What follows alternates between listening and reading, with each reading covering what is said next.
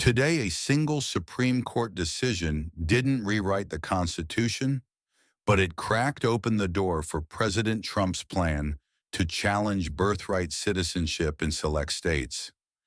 In a 6-3 ruling focused not on the merits of the policy itself, but on curbing nationwide injunctions, the justices effectively cleared a path for his 2025 executive order to take effect where it hadn't been blocked. That means families in some jurisdictions could soon feel the impact of this order, even as parallel legal battles rage on elsewhere. But before we unpack the details of that ruling, let's remind ourselves what birthright citizenship actually means. Birthright citizenship traces back to the 14th Amendment, ratified in 1868, which declares that all persons born or naturalized in the United States and subject to the jurisdiction thereof are citizens of the United States. From the moment that language passed, it was meant to guarantee citizenship for anyone born on U.S. soil, initially to protect the rights of formerly enslaved people, and it has since extended to children of non-citizen parents as well.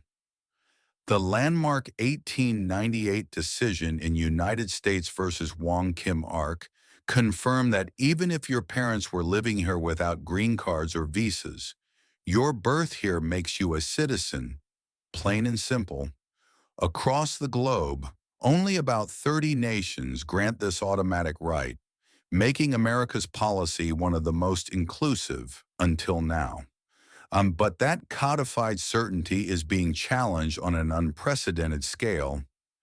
Then, in early 2025, President Trump took the bold step of signing an executive order aimed squarely at redefining who qualifies for U.S. citizenship at birth. Reports claim this order would strip automatic citizenship from children born to undocumented immigrants and those here on temporary visas, arguing that the phrase, subject to the jurisdiction thereof, in the 14th Amendment was never intended to cover non-citizen parents. It's been said that this reinterpretation would apply immediately to roughly 150,000 births each year, a dramatic shift that challenges more than a century of legal precedent. Critics argue such a drastic change demands a constitutional amendment, not an executive penstroke, and scholars warn that the administration's reading departs from the original meaning confirmed in Wong Kim Ark. But for now, the order stands, at least on paper, setting the stage for a fierce showdown in the courts. In a 6-3 decision authored by Justice Amy Coney Barrett, the Supreme Court didn't rule on the legality of the executive order itself. Instead, it sharply curtailed lower courts' power to issue nationwide injunctions that had kept the policy on ice. By limiting injunctions to the geographic scope of the case, the majority effectively lifted the blanket block on Trump's order everywhere it hadn't been challenged, though it still can't take effect until 30 days after June 27th.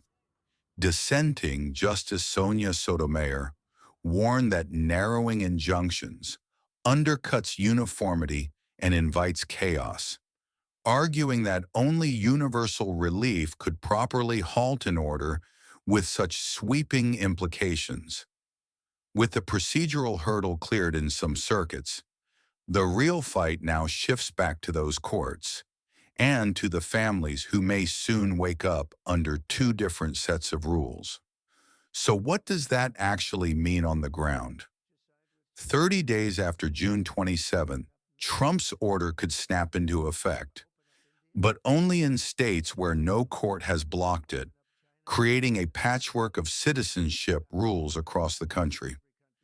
In places that sued and won injunctions, the 14th Amendment remains untouched, while elsewhere, hospitals and state agencies may stop issuing birth certificates listing automatic U.S. citizenship for roughly 150,000 babies born to undocumented or temporary visa parents each year. New parents could suddenly face uncertainty about their child's status, and local officials will be left to interpret a federal mandate that doesn't apply uniformly. And as states diverge, public opinion is anything but settled. In the court of public opinion, the verdict is far from unanimous. A Reuters Ipsos poll conducted June 11th through 12th found that only 24% of Americans support ending birthright citizenship, while 52% oppose it. That divide splits sharply along party lines. A mere 5% of Democrats back the change versus 84% who oppose it, whereas 43% of Republicans support ending automatic citizenship and 24% oppose. Social media chatter reflects this split, with some heralding the ruling as a win for constitutional order and others warning of its human cost. With the courts divided and public sentiment split, the next battle lines will be drawn in lower courts, where the real stakes for families will be decided. Then comes the real showdown. Trump's executive order is already facing lawsuits from 22 state attorneys general and the ACLU, all arguing it violates the clear text of the 14th Amendment and long-standing precedent. Lower courts have repeatedly blocked the policy, and although the Supreme Court's June 27th ruling eased procedural hurdles, it left the core question: can the president alone rewrite citizenship rules? Unanswered. If the order ultimately takes effect, an estimated 150,000 babies born each year could find themselves without U.S. citizenship, potentially stripped of guaranteed access to education, health care, and social services, and cast into legal limbo. Beyond the courtroom, families worry about bureaucratic chaos and even forced separations as states scramble to interpret conflicting mandates. No matter how this plays out, America's identity as a nation of immigrants and the promise of birthright hangs in the balance.